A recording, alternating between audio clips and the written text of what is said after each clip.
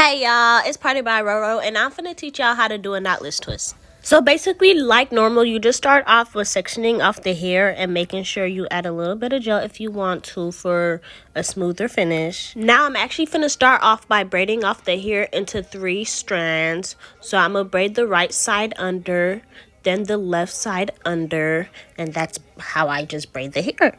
Now to add braiding hair onto the braid, I just pick the open side and continue to braid under like I've been doing.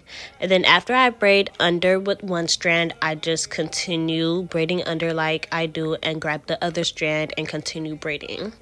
At the root, you don't have to add too much braiding hair because we're still finna twist it and add braiding hair. So I only added braiding hair twice before I started twisting the hair. Now to section off the hair into a twist, I just section off the middle part of the braid, then add the hair to the right and left side of the braid, then start twisting. And I twist and roll the twist the opposite way of the way I'm actually twisting, just so that the twist is slightly more defined.